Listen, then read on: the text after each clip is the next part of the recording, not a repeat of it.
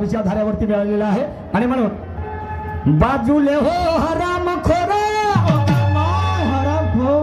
नाही तर टाकी ना उजार पुरा